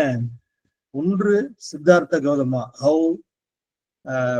சித்தார்த்த கௌதம என்பது அவருடைய பெயர், சித்தார்த்தர் என்பது வழங்கப்பட்ட பெயர், கௌதமர் என்பது அவருடைய புலப்பெயர். சித்தார்த்த கௌதமர் புத்தரானது எவ்வாறு என்பது முதல் அத்தியாயம். இரண்டாவது கேம்பெயின் ஆஃப் கன்வர்ஷன், பௌத்தர்களாக மற்றவர்களை மாற்றுவதற்கு புத்தர் கௌதமர் செய்த முயற்சிகள் என்பது இரண்டாவது. மூன்றாவது வாட் புத்தா தாட், புத்தர் போதித்தவை என்ன. நான்காவது ரிலிஜன் அண்ட் தம்மா, தம்மம் என்பதற்கும் ரிலிஜன் என்பதற்கும் மதம் என்பதற்கும் உள்ள ஒற்றுமைகள், ஒன்றின் மீது ஒன்று பொதுவான கருத்துக்கள், இரண்டுக்கும் உள்ள வேறுபாடுகள் என்பதனை அவர் 4வது அத்தியாயத்தில் எழுதியிருக்கின்றார். 5வது அத்தியாயத்தில் சங், இந்த சங்கம், பௌத்த சங்கம் என்பதற்கு மிக மிக முக்கியமான ஒரு ரோல், பங்கு என்பது காலம் காலமாக இருந்திருக்கிறது. எப்படி மார்க்சியத்திற்கு மார்க்சிய இயக்கம் என்ற ஆர்கனைசேஷன் என்பது ஒரு முக்கியமான ஒரு கூறோ, அதுபோல பௌத்தத்திற்கும் பௌத்த சங்கம் என்பது முக்கியமான கூறாக இருந்திருக்கு. பௌத்த சங்கம் என்பதை எவ்வாறு உருவாயின, அதில் ஏற்பட்ட மாற்றங்கள் என்ன, அது எந்த அளவுக்கு பௌத்தத்தை கொண்டு செல்வதற்கு உதவியது, எந்த அளவுக்கு பௌத்தத்தை சீர்குலைப்பதற்கு உதவியது என்பதனை எல்லாம் அவர் அதில் விவரிக்கின்றார். 6வதாக ஹி அண்ட் ஹிஸ் கான்டெம்பரரிஸ், புத்தர் இருந்த காலத்தில் இருந்த அவருடைய சமகால ஞானிகள், சமகால சித்தாந்த ஆசிரியர்கள், அவர்களுக்கும் புத்தருக்கும் இருந்த உறவு, அதில் எதனை அவர் ஏற்றுக்கொண்டார், எதனை மறுத்து ஒதுக்கினார் என்பதனை அவர் 6வது அத்தியாயத்தில் எடுத்துரைக்கின்றார். 7வது அத்தியாயத்தில் வாண்டரர்ஸ் லாஸ்ட் ஜேர்னி, புத்தர் அவருடைய வாழ்வின் இறுதி பகுதியில் ஒரு பெரிய வெற்றி பெற்ற ஒரு தத்துவகர்த்தர். இந்தியாவை போன்ற ஒரு இவ்வளவு பெரிய நாட்டுல, இவ்வளவு பிரச்சனைகள் இருக்கிற நாட்டுல, இவ்வளவு மொழிகள் பேசுற நாட்டுல, இவ்வளவு பல மதங்களை பின்பற்றுபவர்கள் இருக்கக்கூடிய இந்த நாட்டுல இது போன்று ஒரு கடவுளுக்கு இடம் இல்லாத, ஜாதிக்கு இடம் இல்லாத ஒரு மதத்தை, ஒரு தத்துவத்தை எடுத்து சொல்லி அதற்கு பின்னால் பெரும்பகுதியான மக்கள் வருவதற்கு வழிவகுத்த அந்த திறமை என்பது சாதாரணமாக எளிதில் காண முடியாத ஒரு பெரும் திறமை என்று நாம் சொல்ல வேண்டும். EMS நம்பூதிரிபாடு அவர்கள் பிறகு சங்கரர் இதற்கு எதிரான நடவடிக்கைகள் செய்யும் பொழுது அதுதான் சொல்லுவார். சங்கரர் செய்த அளவுக்கு இந்த சாதனையை செய்தது என்றால் புத்தர் ஒருவர் தான். புத்தர் நேர்முகமாக செய்ததை சங்கரர் எதிர்மறையாக செய்தார் என்று அவர் சொல்லுவார். ஏனென்றால் பௌத்தத்தை இது போல இந்தியா முழுவதும் ஏற்புடைய ஒரு தத்துவமாக செய்த புத்தர் செய்தார் என்றால், இந்த புத்தத்துக்கு முடிவு கட்டுவதில் ஒரு முக்கியமான பங்கு வகித்தவர் சங்கரர் என்பதனால் அவர் சொல்வார். தன்னுடைய காலத்தில் மிகுந்த வெற்றி பெற்ற ஒரு தத்துவ ஞானியாக புத்தர் உளவினார். அவருடைய கடைசி காலம் பற்றி தனியாகவே ஒரு அத்தியாயம் எழுதிக்கின்றார். 8வது the man who was Siddhartha Gautama, அவருக்கென்று இருந்த சிறப்பு பண்புகள், கூறுகள் என்னது என்பவை என்ன என்பதனை விளக்குவதாக 8வது அத்தியாயத்தையும் எழுதியிருக்கின்றார். இது நீங்கள் கட்டாயமாக வாசிக்க வேண்டிய புத்தகம். தமிழில் வந்துள்ளது. இப்போது நவீன நம்முடைய காலத்து தமிழாக 2-3 நூல்களாக NCBH வந்து பதிப்பு காணப்படுகிறது. அவருடைய அம்பேத்கருடைய எல்லா நூல்களும் மறுபதிப்பு கண்டிருக்கின்றன. அதில் இந்த ஒரு முக்கியமான புத்தகமும் மூன்றாக என்ன ஒரு பெரிய புத்தகம், அது 3 சிறு புத்தகமாக வரப்போகுது. அருமையான நவீன தமிழ்ல வரப்போகுது. நீங்கள் அதனை வாசிக்க வேண்டும். இதுக்கு மேலாக சொல்ல வேண்டும் போது என்னவென்றால், புத்தர் அவருடைய தத்துவம் பற்றி கூறும் பொழுது அம்பேத்கர் இதனை அவருடைய காலத்தில் எந்த கருத்துக்களை புத்தர் ஏற்றுக்கொண்டார், எந்த கருத்துக்களை அவர் நிராகரித்தார் என்பதனை சொல்லுவதில் புத்தருடைய தன்மை, அவருடைய தத்துவத்தினுடைய பண்புகள் ஆகியவற்றோடு அம்பேத்கருடைய கருத்துக்கள் என்னவாக இருக்கின்றன என்பதனையும் அவர் அதிலிருந்து நாம் அறிந்து கொள்ள முடியுது. அது என்னங்கிறத பார்ப்போம். ஒன்னாவது, புத்தருடைய காலத்தில் புத்தரினுடைய புத்தரானது எப்படி என்பதற்கு ஒரு கதை இருக்கு, உங்களுக்கு தெரிஞ்சிருக்கும். அதுதான் அதிகமா நம்ம பரவலாக அந்த கதை தான் இருக்கும். அவர் எங்கேயோ போகும்போது ஒரு மரண ஊர்வலத்தை பார்த்தாரு, மனசு ரொம்ப அதுல மனச ரொம்ப புண்பட்டு போனாரு. எங்கேயோ ஒரு வேடன் ஒரு பறவையை வேட்டையாடும் போது அதை பார்த்து புண்பட்டு போனாரு. இது மாதிரி காரணங்களால அவர் துறவரம் கொண்டு ராத்திரியா மனைவிக்கு தெரியாம, குழந்தைக்கு தெரியாம, அப்பாவுக்கு தெரியாம, அம்மாவுக்கு தெரியாம துறவரம் போயிட்டாரு அப்படிங்கிற மாதிரி ஒரு கதை. அது அவ்வளவு சரியா படல். அவர் ஒரு 30 வயது போதுதான் அது மாதிரி போயிருக்காரு. 30 வயது வரைக்கும் மரணத்தை பார்த்தது இல்லை. திடீர்னு ஒரு நாள் பார்த்த உடனே அது மாதிரி ஆயிட்டாரு என்பதை எல்லாம் நம்பும்படியாக இல்லை. அம்பேத்கர் வேறு அவருடைய காலகட்டத்தில் நிலவிய வேறு சில வரலாற்று பூர்வமான நிகழ்வுகளையும் சொல்றாரு. புத்தர் சாக்கிய குலத்தை சேர்ந்தவர். அது ஒரு குலம், அது ஒரு சிறு பரப்புல ஜனநாயக முறைப்படி உட்பட்டு நடந்த ஒரு சிறு நாடு. பக்கத்துல அவர்களுடைய போலி கூடக்கூடிய வேற ஒரு ராஜ்யம் என்பதும் இருந்தது. ரோஹிணி என்பது 2 பேருக்கும் பொதுவான நதி. காவேரி எப்படி கன்னடர்களுக்கும் தமிழர்களுக்கும் பொதுவான நதியாக இருக்கும், அது போல ஒரு நதி. இந்த நதியினுடைய தண்ணீரை பயன்படுத்திக் கொள்வதில் போலிகளுக்கும் சாக்கியர்களுக்கும் சச்சரவு. அது மாதிரி இருக்கும் பொழுது புத்தரிடம் இந்த விஷயம் வருது.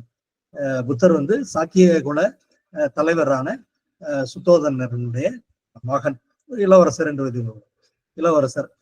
அவர் என்ன சொல்றாரு, 2 பேரும் சண்டை போட்டுக்காதீங்கப்பா, அதை பேச்சுவார்த்தையின் மூலம் கொண்டும் கொடுத்தும் அதனை நம்ம தீர்த்துக்கணும், போரெல்லாம் பண்ணக்கூடாது அப்படின்னு அவர் சொல்றதுக்கு முயற்சிக்கிறாரு.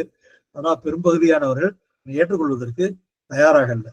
நீ இளவரசன், தலைவரனுடைய பையன், நீயே அப்படி சொன்னா எப்படி மற்றவங்க எல்லாம் அவங்களுடைய கருத்தையே சொல்ல முடியாது, இப்படி எல்லாம் பேசியிருக்காங்க. சரி, நான் ஒதுங்கிறேன் அப்படிங்க. நீ எப்படி ஒதுங்க முடியும்? நான் துறவரம் கொண்டுடுறேன் அப்படின்னு சொல்லி துறவரம் கொண்டுறேன். துறவரம் கொண்டுதான் அவர் போறாரு. போய் கொஞ்ச நாள்ல அவருக்கு எப்பயுமே தேடல் இருந்திருக்கு. அவருக்கு மானுட உயரத்திலிருந்து விடுபடுவதற்கு என்ன செய்ய வேண்டும் என்ற தேடல் ஏற்கனவே இருந்திருக்குது. இதன் அடிப்படையில இந்த விஷயத்துல அவர் போறாரு. போய் அவர் அவருடைய பின்னாளில் அவருடைய முதல் 5 சீடர்களானவர்களோடு சேர்ந்து அவரும் ஒரு நதிக்கரையில குடில் அமைத்து அங்கு தியானத்தில் ஈடுபடுவதற்கு முயற்சி செய்திருந்தார். பிறகு இவர் சொல்லியது போல போலிகளுக்கும் சாக்கியர்களுக்கும் இடையில் எந்தவித போரும் இல்லாமல் உடன்பாடு ஏற்பட்டு விட்டது என்ற செய்தி வருகிறது. சிறும நீங்க போயிருங்க அப்படின்னு சொல்றாங்க, போயிருங்க அப்படிங்கிறத சொல்றாங்க. ஆனா அவர் யோசித்தார், இது ஒரு நிகழ்வு, இது ஒரு இடத்துல இது மாதிரி சண்டை வரும். ஆனா இது போன்ற சண்டையிலும் சச்சரவுகளும் சகோதரர்களுடைய கூட வருது, சகோதரிகளுக்கு இடையே வருது, சகோதரிகளுக்கும் இடையே வருது, கிராமங்களுக்கு இடையே வருது, நாடுகளுக்கு இடையே வருது. இதுக்கு ஏதோ ரொம்ப அடிப்படையான காரணம் இருக்குது.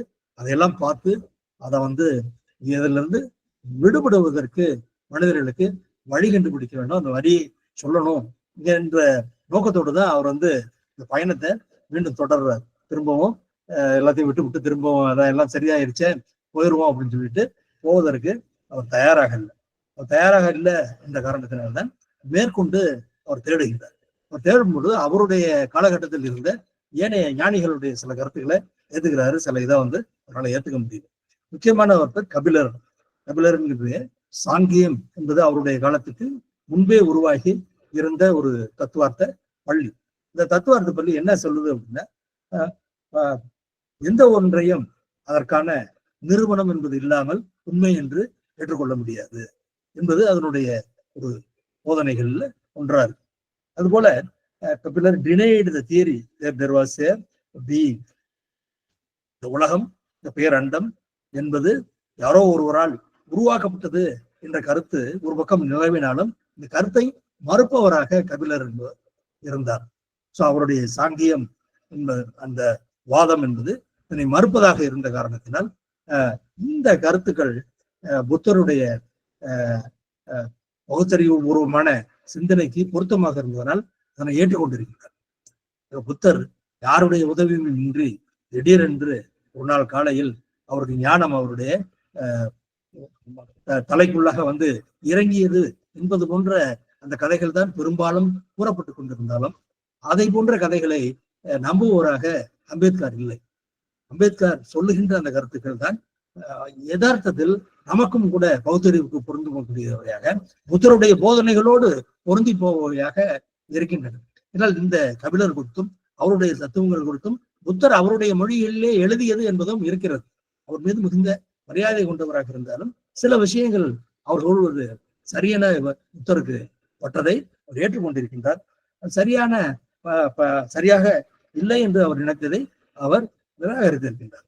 ஆக எல்லா தத்துவங்களும் போல பௌத்தம் என்பதும் தனக்கு முன்பு இருந்த தத்துவங்களின் செழுமையான பகுதிகளை உள்வாங்கி அதிலிருந்து ஒரு பாய்ச்சலாக உருவான ஒன்றுதான். எப்படி மார்க்சியம் என்பது, மார்க்சிய தத்துவம் என்பது மார்க்சிய தத்துவத்திற்கு முன்பிருந்த தத்துவங்களுடைய வளர்ச்சியில் அன்றைக்கு ஐரோப்பாவில் இருந்த மிகச்சிறந்த பகுதிகளை உள்வாங்கி அதிலிருந்து ஒரு பாய்ச்சலாக, அதிலிருந்து ஒரு புரட்சியாக, ஒரு புரட்சிகரமான மாற்றமாக உருவெடுத்ததுதான் மார்க்சிய தத்துவம். அதுபோலதான் பௌத்தமே அதுபோலதான் எழுந்தது என்பதனை அம்பேத்கர் சொல்லும் பொழுது அதனை ஏற்றுக்கொள்வது நமக்கு எந்தவித பிரச்சனையும் இருப்பதாக இல்லை. என்ன ஏற்றுக்கொள்கிறார், எதனை ஏற்றுக்கொள்வதில்லை? Reality must be rest on the proof. ஒரு உண்மை என்பதனை அதனுக்கு உரிய நிரூபணங்கள் இல்லாமல் யார் சொன்னாலும் அதனை ஏற்றுக்கொள்வதற்கு இல்லை என்ற கபிலருடைய தத்துவம் புத்தருக்கும் ஏற்புடையதாக இருக்கிறது. இரண்டாவதாக, there was no factual basis for the presumption that God exists. கடவுள் என்று ஒருவர் இருக்கின்றார் என்பதற்கு எந்தவித தர்க்க ரீதியான நிரூபணம் எதுவும் இல்லை என்று கபிலர் சொல்வதை அவர் ஏற்றுக்கொள்கிறார். There was a suffering in the world. The other teachings were not taken as the correct as Buddha. Kapilar என்ன சொல்கிறாரு? உலகம்னு இருந்தா, மனிதன்னு இருந்தா, சமூகம்னு இருந்தா, நாடுன்னு இருந்தா துயரம்தான், அதுல இருந்து விடுபடுவது என்பது சாத்தியமே இல்லை என்பது போன்ற கருத்துக்களை கபிலர் கொண்டிருக்கின்றார். ஆனால் அதனை புத்தர் அதனை ஏற்றுக்கொள்ளவில்லை. இந்த சாங்கியத்திலிருந்து சில முக்கியமான பகுதிகளை அவர் உள்வாங்கி இருக்கின்றார். அதுபோல வேறு சில தத்துவங்களிலிருந்து சிலவற்றை ஏற்றுக்கொண்டு சிலவற்றை நிராகரித்திருக்கின்றார். அவர் நிராகரித்த முக்கியமான தத்துவார்த்த பள்ளி என்பது வேதங்களின் அடிப்படையிலான பிராமண தத்துவம். அதனைத்தான் முழுமையாக அவர் நிராகரித்திருக்கின்றார். எந்தவித கன்செஷனும் இல்லாம, அதுல சில விஷயங்கள் நல்லா இருக்கு, சில விஷயம் மோசமா இருக்கு, அது போன்றெல்லாம் அதில் கூறுவதற்கு எதுவும் இல்லை என்பது போன்ற கருத்துக்களை புத்தரும் கூறியிருக்கின்றார். புத்தர் கூறியதை அம்பேத்கர் அவர்களும் எடுத்துரைக்கின்றார். அம்பேத்கர் அவர்கள் எடுத்துரைப்பது என்பது மிகுந்த காத்திரமானதாக, அவர் கூறும் வார்த்தைகள், வரிகள் எல்லாம் மிகவும் தெளிவானதாக இருக்கின்றன. அம்பேத்கரை பிடிக்காமல் போவதற்கு அவர்களுக்கு காரணங்கள் போதுமான அளவுக்கு அம்பேத்கருடைய எழுத்துக்களிலே இருக்கு. அதனால அந்த வேதங்கள் என்பவற்றை நிராகரிப்பது என்பது மட்டுமல்ல, அந்த வேதங்களில் தெரிந்து கொள்வதற்கும் கற்றுக்கொள்வதற்கும் பின்பற்றுவதற்கும் எதுவுமே இல்லை என்பதனை அவர் தெளிவான வார்த்தைகளால் எந்தவித சந்தேகத்திற்கும் இடமில்லாமல் அதனை நிராகரிக்கிறார். அதுபோல அதனை ஒட்டி வந்த பிராமணங்கள் என்பதிலும் அதுல சில சிறு அளவுக்கு தத்துவம் என்பது ஆரம்பிக்கப்பட்டு விட்டது என்றாலும் கூட அதிலும் எதுவும் பின்பற்றுவதற்கோ எடுத்துக்கொள்வதற்கோ நடைமுறை சாத்தியமானதோ அல்லது அறிவுக்கு பொருத்தமானதோ எதுவுமே இல்லை என்பது இன்று அதனை முழுமையாக அதனை நிராகரிக்கின்றார். அதனை அடுத்து வந்த இந்த உபநிஷத்துக்கள் என்பதை, சில உபநிஷத்துகள் புத்தருடைய காலத்தில் அல்லது புத்தர் காலத்துக்கு முன்பே வந்தவை என்பதனை அம்பேத்கர் ஏற்றுக்கொள்வது போலதான் எனக்கு தெரிகிறது. மற்றவர்களும் அது போலதான் கூறுகிறார்கள். குறிப்பாக இதனை அதிகம் விளக்கிய டிபி சட்டோபதியா போன்றவர்கள் இந்த 200-250 உபநிஷத்துகள் இருக்கு. அதுல சில உபநிஷத்துகள் புத்தருக்கு முன்னாடி வந்திருக்குது. சில இது பௌத்தத்தை உள்வாங்கி கொண்டு அவர்களாக கூறியது போல காப்பி பேஸ்ட்ல சில உபநிஷத்துகள் வந்திருக்குது. சில எல்லா உபநிஷத்துகளும் ஒரே மாதிரி இல்லை. ஏன்னா சில உபநிஷத்துகளே வேதத்தை மறுப்பவையாகவும் இருக்கிறத என்பதனை அம்பேத்கர் அவர்களும் எடுத்துரைக்கின்றார். மற்றவர்களும் டிபி சட்டோபத்தியா போன்றவர்களும் அதனை எடுத்துரைத்திருக்கின்றார். ஆனால் பெருமளவுக்கு அதனை நிராகரிப்பவராகத்தான் புத்தர் இருந்திருக்கிறார். அவருடைய மார்க்கம் அல்லது அவருடைய தம்மம் என்பது அடிப்படையில் இந்த பிராமணிய தத்துவத்தை முழுமையாக நிராகரிப்பது என்பதுதான் அதனுடைய கூறாக, அதனுடைய தெளிவான அடையாளமாகவே அது இருந்திருக்கிறது என்றுதான் சொல்ல வேண்டும். அதுபோல காஷியபர்களுடைய அக்ரியவாதா soul is not affected by karma. சோல்னு ஒண்ணு இருக்கு, அதாவது ஆன்மான்னு ஒண்ணு இருக்குது, அது கர்மாவால அதனால எதுவும் பாதகம் இல்லை, பாதிப்பு இல்லை என்பது போன்றவற்றை கூறக்கூடியதாக இருந்தது. மக்களை கோசலர் என்பவருடைய நியதிவாதம் எல்லாம் ஒரு நியதி இருக்கு, அதுபடிதான் நடக்கும், நீங்க எதையும் மாற்ற முடியாது, எதையும் திருத்த முடியாது என்பது போன்ற அந்த நியதிவாதம் என்பதனை அவர் நிராகரிக்கிறார். அதிக கேச கம்பாளர் என்பவருடைய அனிகிலிசம், தெர் இஸ் நத்திங், எதையும் நம்ம கையில இல்லை, மானுடருடைய கையில எதுவும் இல்லை, மானிடர் எதுவும் செய்ய முடியாது, இருக்கின்ற விதிகளின்படி இருந்துட்டு போகணும் அப்படிங்கிறத தவிர வேற ஒன்றும் பண்ண முடியாது என்பது போன்ற ஒரு பெசிமிஸ்டிக் இல்லையா, ஒரு நசிவுவாத கருத்துக்கள் அதனை நிராகரிக்கிறார். அதுபோல வக்குத கச்சாயனர் என்பவருடைய அந்யோன்யவாதம், ஒன்றுக்கு ஒன்று எதுவும் தொடர்பு இல்லை, அது தன்னுடைய விதியின்படி நடக்குது என்பது போன்ற ஒரு அந்யோன்யவாதம் என்று அந்த கருத்துவம் கிட்டத்தட்ட அதே மாதிரிதான், பழைய கருத்துக்கள் மாதிரி. நம்ம எதையும் மாற்ற முடியாது, கடவுள்னு ஒருத்தர் இல்லாம இருக்கலாம், அது வேற விஷயம். ஆனா இந்த உலகத்தில் இருக்கக்கூடிய எல்லாம் அவைவற்றினுடைய இயல்பின்படி நடக்குது, ஒன்றின் இயல்பு மற்றொன்றை பாதிப்பதில்லை, நம்மளும் அதை ஒன்றும் மாற்றலாம் முடியாது என்பது போன்ற கருத்துக்களை சொன்னவரை நிராகரிக்கின்றார். அதுபோல ஸ்கெப்டிசிசம் என்பதனை, அதாவது சந்தேகவாதம், எதையுமே நம்ப முடியாது, எதையுமே நம்பக்கூடாது, எதையுமே சரி என்று ஏற்றுக்கொள்ளக்கூடாது என்பது போன்ற ஒரு தத்துவம் இருந்திருக்குது. சஞ்சய பாலபுத்தா என்பவர் கூறிய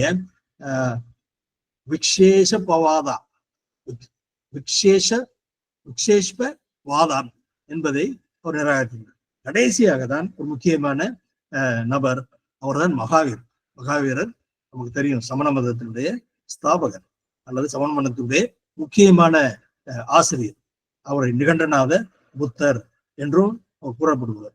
அவருடைய தத்துவம் என்பது மிகுந்த செல்வாக்கோடு தமிழகத்தில் எல்லாம் சமணம் தான் பௌத்தத்தை காட்டிலும் செல்வாக்கு மிகுந்ததாக இருந்திருக்கிறது. அதனையும் நிராகரிக்கின்றார். அவர் என்ன சொல்கின்றார், நம்ம எதையும் பண்ண முடியாது, நம்ம எல்லாவற்றையும் துறவு என்பதன் மூலம்தான் நம்ம மீண்டும் மீண்டும் பிறப்பதிலிருந்து, மீண்டும் மீண்டும் துயரப்படுவதிலிருந்து விடுதலை பெற முடியும் என்று சொல்லியிருக்காரு. நாட் டு கில், கொலை கூடாது, திருடக்கூடாது, பொய் சொல்லக்கூடாது, எந்தவித ப்ராப்பர்ட்டி, எந்தவித செல்வ ஆதாரங்களையும் சேர்த்துக் கொள்ளக்கூடாது என்பது போன்ற அவர் கூறுகின்றார்.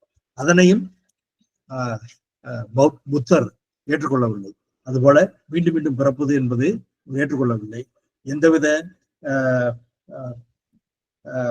உலகியல் வாழ்க்கை என்பதே இல்லாமல் எல்லோரும் யார் எல்லாவற்றையும் துறந்து சன்னியாசியாக ஆகின்றார்களோ அவர்களுக்கு மட்டும்தான் விடுதலை, அவர்களுக்கு மட்டும்தான் நிர்வாணம் என்பதனையும் புத்தர் ஏற்றுக்கொள்ளவில்லை.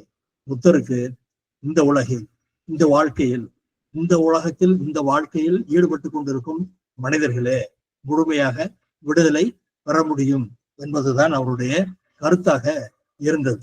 அதனை அவர் எவ்வாறு எடுத்து சொன்னார் என்பதையும், அது அத்தகைய விடுதலையை எவ்வாறு பெற முடியும் என்பதற்கு அவர் காட்டிய வழிகள் என்பதையும் மிகுந்த பகுத்தறிவுக்கு உகந்த, பகுத்தறிவுக்கு உட்பட்ட விதிகளாகத்தான் இருந்தன, பகுத்தறிவுக்கு உட்பட்ட நடைமுறைகளாகத்தான் இருந்தன. எந்த ஒரு மனிதரும் அதனை பின்பற்றக்கூடியவையாகத்தான் அவருடைய நடைமுறைகள் என்பதையும் இருந்திருக்கின்றன என்பதனை அவர் எடுத்துரைக்கின்றார். அவர் என்ன எடுத்துரைத்தார், அது எவ்வாறு பிற்காலத்தில் மிகுந்த மதிப்பு பெற்ற, மிகுந்த வரவேற்பு பெற்ற, செல்வாக்கு கொண்டதாக மாறியது என்பதையும், அந்த செல்வாக்கோடு இருந்த அந்த பௌத்தம் பிறகு ஏன், எவ்வாறு காணாமல் போனது என்பதையும் நூலினுடைய ஏனைய பகுதிகளில் அவர் விளக்குகின்றார். அதனை அடுத்த அமர்வுல நம்ம பார்க்கணும். பௌத்தத்தின் குறித்து அவர் கூறியிருக்கின்ற அவருடைய நடைமுறைகள், பௌத்த தத்துவம், அதனுடைய வளர்ச்சி, அதனுடைய வீழ்ச்சி என்பவற்றை அடுத்த அமர்வுகளில் பார்க்கலாம் என்று சொல்லி அன்னைத்தோடு இன்றைய பகுதியை நான் முடிச்சுக்கிறேன். நன்றி, வணக்கம். ரொம்ப அருமையான உரை தோழர். கிட்டத்தட்ட எங்களுக்கெல்லாம் புதுசா இந்த புத்தகம் நான் படிக்கல, முழுக்க புதுசு மார்க்சியத்தை இணைச்சு கொண்டீங்க. உங்க கடுமையான வேலைகளுக்கு மத்தியில இதை ரொம்ப கஷ்டப்பட்டு பண்ணிட்டுக்கிறீங்க. ரொம்ப நன்றி. இதுல ஒரு இன்ட்ரெஸ்டான விஷயம் எனக்கு 2 விஷயம் இருக்குது. ஒன்று தான் மெயின். கிட்டத்தட்ட நீங்க சொல்றதை பார்த்தா புத்த மதம் வந்து தமிழகத்துல லேட்டா தான் அழிஞ்சிருக்குதா இருக்குது. பக்கம் 8th 10th century வரைக்கும் இங்க நமக்கு புத்த மதத்தோட கூறுகள் இருக்குல்ல, வீக்கா இருக்குது. சமணத்தை விட புத்த மதம் வீக்குன்றது கிளியர், அது ஒன்றும் மாற்றுக்கிறது இல்லை. ஆனா நமக்கு வேத மதத்தோட தாக்கம் வந்து லேட்டு தான் வந்திருக்க மாட்டேது நார்த்தை விட. அது ஒரு பாயிண்ட். அதாவது இது வந்து ஒவ்வொருத்தருக்கும் இடதுசாரிகள், பெரியார், அம்பேத்கர், இவங்க 3க்குமே காலகட்டம் நீங்க எதை பாக்குறீங்க, எந்த லெவலுக்கு பாக்குறீங்கன்றது வேற. நாம ரொம்ப தூரத்துக்கு பாக்குறோம் இடதுசாரிகள். இவர் வந்து மக்கள் திரளுக்கு கொஞ்சம் கம்மியா பாக்குறாரு. பெரியார் வந்து இமீடியட்டா பாக்குறாரு. ஸோ வந்து இந்து மதத்தில் இருக்கிறாரு. நாம் இந்து மதத்துல எல்லா மதத்திலையும் விட்டுட்டு போறோம். மதம்ன்றது தேவைன்னு தொடர்ச்சியா எழுதுறாரு. இந்த சாதிகள் கூட எழுதுறாருல்ல அம்பேத்கர் வந்து, மதம் என்பது வர்க்க ஒருத்தர் பேரை கோட் பண்ணி சொல்லுவார். மதம் மனிதனுக்கு தேவைன்னு ஒத்துக்கிறாரு. ரொம்ப நன்றி. ரொம்ப அருமையான உரை. மீண்டும் எப்போ வச்சுக்கலாம் நாம் பேசிக்கலாம் தோழர்களே. அன்பிற்குரிய தோழர்களுக்கு தோழர் ஆரம்பம் முதற்கொண்டு மார்க்சிய பார்வையை கொண்டு புத்தரும் அவருடைய தம்மமும் என்கின்ற நூலை மிக சிறப்பாக தோழர் எடுத்தாண்டிருக்கிறார். நாம் அனைவரும் கட்டாயம் இந்த நூலை படிப்போம். மிக அற்புதமான ஒரு உரையை தோழர், என்னுடைய ஒரு எக்ஸ்பீரியன்ஸை மட்டும் நான் சொல்லிட்டு, எனக்கு முன்னாடி கிறிஸ்டியானிட்டியில வந்து தீவிரமா நான் இயங்கி கொண்டிருந்த பொழுது எனக்கு உள்ள ஒரு கேள்வி, ஏன் வந்து அம்பேத்கர் கிறிஸ்தவத்தை அவர் தேர்ந்தெடுக்கவில்லை என்கின்ற ஒரு கேள்வி எனக்கு இருந்தது. அதற்கு பின்னாடி மார்க்சியம் சார்ந்து இயங்கி கொண்டிருக்கிற பொழுதும் கூட நம்ம அம்பேத்கர் பக்கம் போகக்கூடாது, மார்க்ஸை தாண்டி போகக்கூடாது என்று நினைத்து கொண்டிருந்த பொழுது தொடர்ந்து அம்பேத்கரை படித்தது, பிளஸ் வந்து இந்த அண்ணல் அம்பேத்கருடைய படிப்பு வட்டத்தில் இயங்கி கொண்டிருப்பது, ஏற்கனவே நாங்கள் சில தோழர்களாக இணைந்து அம்பேத்கர் பற்றி படிக்கணும்னு சொல்லி படித்ததின் விளைவாக தான் தெரியுது அவர் ஏன் வந்து புத்தத்தை தேர்ந்தெடுத்தார் என்பதற்கு மிக மிக நான் புரிந்து கொண்டது, பார்ப்பனிய ஏற்கனவே இந்த இந்தியாவில் இருக்கக்கூடிய சிந்தனை பள்ளிகளை குறித்து நாம் சொல்லுவோம், ஸ்கூல் ஆஃப் தாட்ஸு. அந்த ஸ்கூல் ஆஃப் தாட்ஸில் நம்ம வந்து லோகாயுதவாதமும் இன்னைக்கு இருக்கக்கூடிய மெட்டீரியலிஸ்டிக் ஆஸ்பெக்ட்ல இல்லாததை தாண்டி அந்த வேத மரபுகளை கொண்ட அனைத்து அந்த ஸ்கூல் ஆஃப் 6 வகையான ஸ்கூல் ஆஃப் தாட்ஸை மிக தேர்ந்த வகையில புத்தர் பார்க்கிறாரு, கற்றுக்கொள்ளுகிறார்.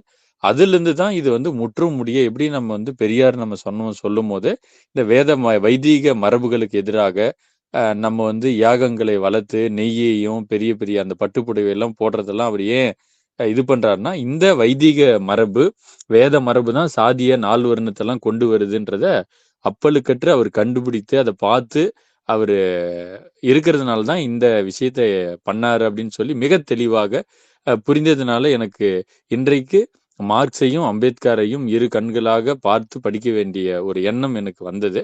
ஸோ அதான் தோழர், அதனுடைய ஒரு பகுதியாக தோழரும் மிக தெளிவாக விளக்குனாரு. அடுத்த கூட்டங்களுக்கு நண்பர்கள் தொடர்ந்து வரணும். இந்த யூடியூப் வீடியோவை உங்களுக்கு தெரிஞ்ச நண்பர்களுக்கு அனுப்புங்க, ஸ்டேட்டஸில் வைங்க தோழர்களே. நன்றி.